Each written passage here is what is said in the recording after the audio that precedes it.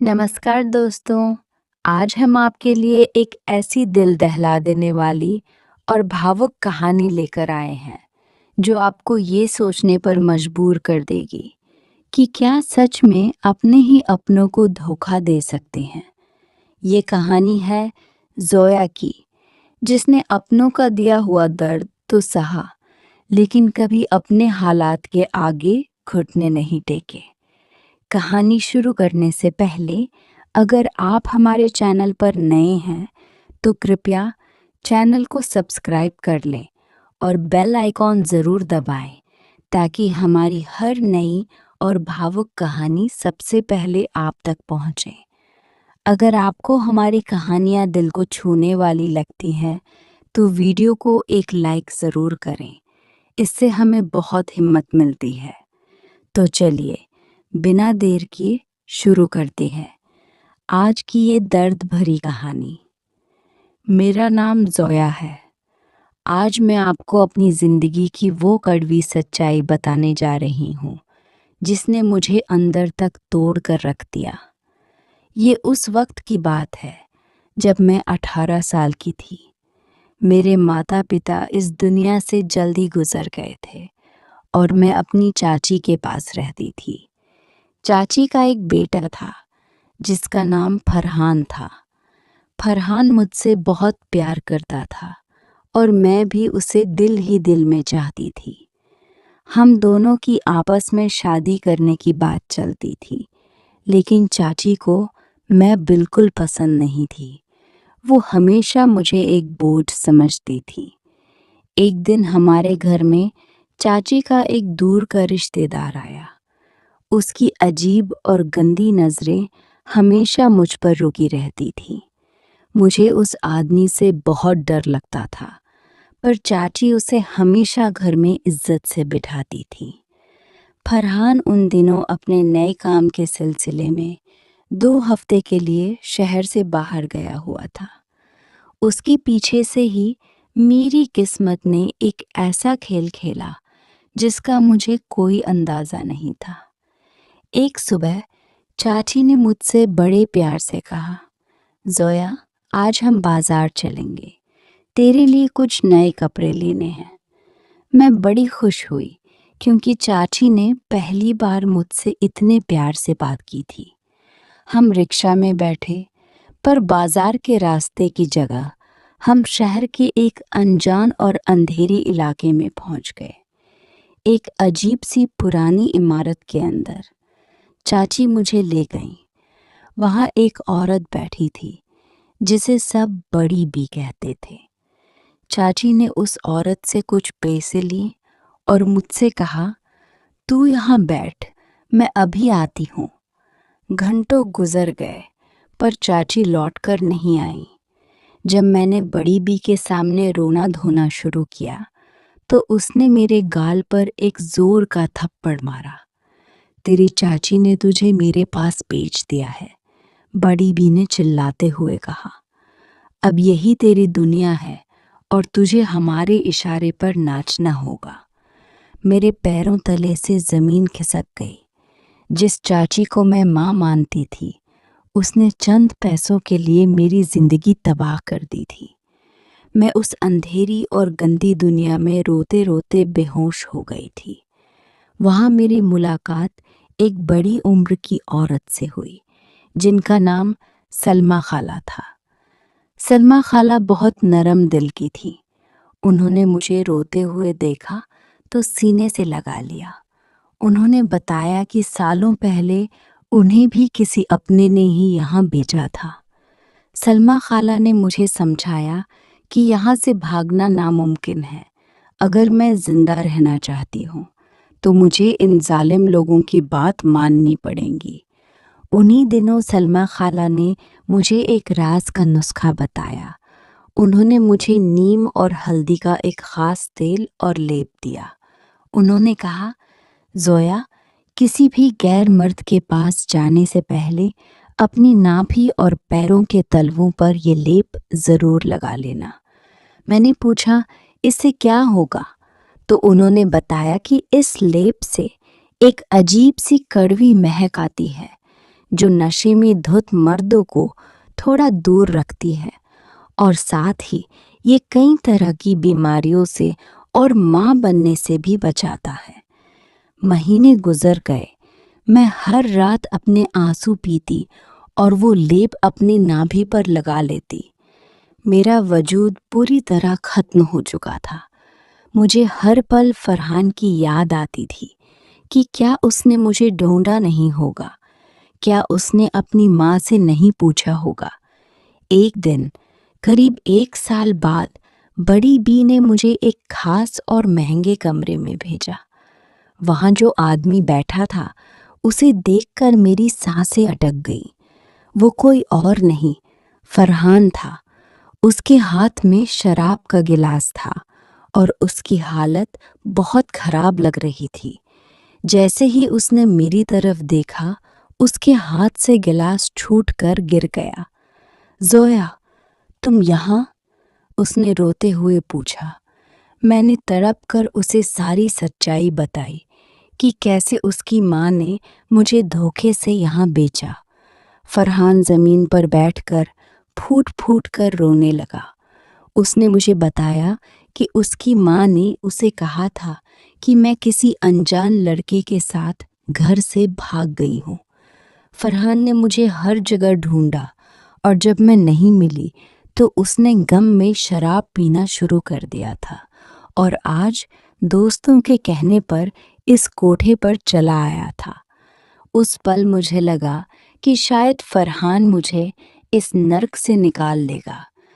मैंने उसके पैरों में गिरकर कहा, फरहान, मुझे यहाँ से ले चलो। लेकिन अचानक उसकी आंखों में एक अजीब सी बेबसी आ गई। उसने अपने हाथ पीछे खींच लिए। जोया, तुम अब पाक नहीं रही। तुम्हारी इस हालत को मेरा समाज और मेरा खानदान कभी अपना नहीं पाएगा, उसने धीमी आवाज में कहा और उठकर उस कमरे से चला गया। मेरा आखिरी सहारा, मेरी आखिरी उम्मीद भी टूट गई। जिसको मैंने सच्चा प्यार किया, उसने मुझे मेरी इस मजबूरी के साथ अपनाने से इनकार कर दिया। जब मैं रोते हुए सलमा खाला के कमरे में आई तो मैंने देखा कि वो अपने बिस्तर पर बेहोश पड़ी हैं। उनकी तबीयत पिछले कुछ दिनों से खराब थी। मैंने उन्हें उठाने की कोशिश की, पर वो इस दुनिया को छोड़ के जा चुकी थी।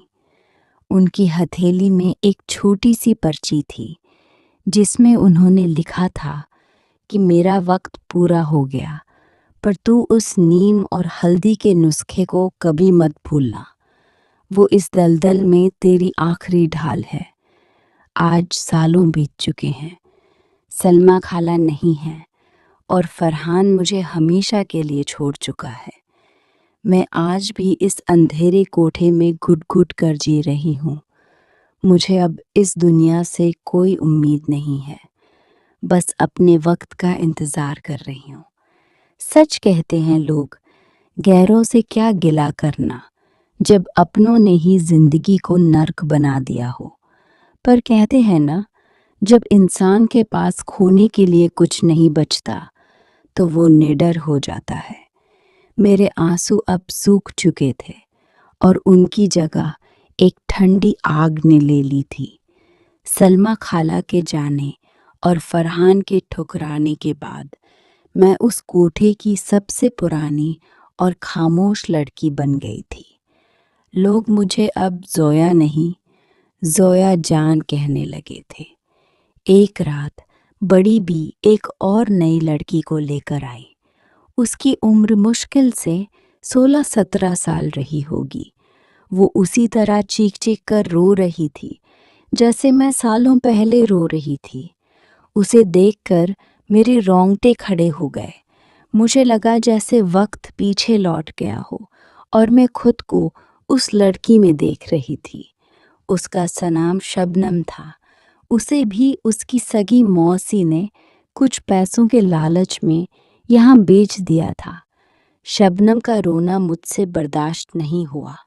मैंने तय कर लिया कि जो मेरे साथ हुआ वो इस मासूम के साथ नहीं होने दूंगी। मैं सलमा खाला की तरह सिर्फ दिलासा देकर चुप नहीं बैठ सकती थी। मुझे कुछ बड़ा करना था। मैंने शबनम को अपने पास बुलाया, उसे सलमा खाला वाला नीम और हल्दी का लेप दिया और कहा, रोने से यहाँ कुछ नहीं बदलेगा। अगर जिंदा रहना है तो मेरी बात मान। उन दिनों कोठे पर शहर के कुछ बहुत रसूखदार और अमीर लोग आते थे। मैंने उनकी बातें छुप छुप कर सुननी शुरू कर दी। उनके राज, उनके काले कारनामे सब मेरे दिमाग में दर्ज होने लगे। मैंने बड़ी बी की तिजोरी की चाबी पर भी नज़र रखनी शुरू कर दी, जहां वो लड़कियों के असली दस्तावेज और अपने काले धन का हिसाब रखती थी। एक रात जब बड़ी बी और कोठे के बाकी लोग नशे में धुत थे, मैंने हिम्मत जुटाई। मैंने शबनम को तैयार किया, बड़ी बी के कमरे में छुपकर घुसी और वो डायरी निकाल ली, जिसमें शहर के बड़े बड़े लोगों के नाम और उनके घिनौने राज दर्ज थे। मैंने कोठे के पिछले दरवाजे का ताला तोड़ दिया। मुझे पता था कि अगर मैं पकड़ी गई तो बड़ी भी मुझे जिंदा नहीं छोड़ेगी, लेकिन अब मुझे मौत का डर ही कहाँ था। मैंने शबनम को वो डायरी और कुछ पैसे दिए और उसे शहर की एक जानी मानी महिला पुलिस अधिकारी के घर की तरफ भेज दिया, जिनके बारे में मैंने एक ग्राहक से सुना था। मैं खुद उसके साथ नहीं गई, क्योंकि अगर हम दोनों एक साथ भागते तो पकड़े जाने का खतरा बहुत ज्यादा हो जाता। इसलिए मैं वहीं रुक गई, ताकि किसी को शक न हो। शबनम अकेले भागने में कामयाब हो गई। अगले दिन जैसे ही सुबह हुई, उस डायरी की वजह से पुलिस ने कोठे पर जबरदस्त छापा मार दिया। बड़ी बी और उसके सारे गुंडे रंगे हाथों पकड़े गए। कोठे की सारी लड़कियों को आज़ाद कर दिया गया। सालों बाद जब मैंने पहली बार खुली हवा में सांस ली, तो ऐसा लगा जैसे मेरी रूह को भी आज़ादी मिल गई हो। पुलिस और एनजीओ की मदद से मुझे एक आश्रम में जगह मिल गई, लेकिन मेरी कहानी अभी अधूरी थी। कुछ महीनों बाद मैं उसी शहर के उस इलाके में गई जहां मेरी चाची रहती थी। मैंने जो देखा उसने मुझे अंदर तक सुकून दिया। मेरी चाची लकवे का शिकार हो चुकी थी और चारपाई पर पड़ी थी। उनका बेटा फरहान, जिसने मुझे ठुकराया था, शराब की लत में पूरी तरह बर्बाद होकर एक सड़क हादसे में अपने दोनों पैर गंवा चुका था। अब वो दोनों पाई पाई को मोहताज थे। अपनों को धोखा देने का फल उन्हें इसी जन्म में मिल गया था। मैंने चाची के सामने जाकर अपनी पहचान बताई। मुझे जिंदा, आज़ाद और सिर उठाकर खड़ा देखकर उनकी आंखों में जो खौफ और शर्मिंदगी थी, वही मेरी असली जीत थी।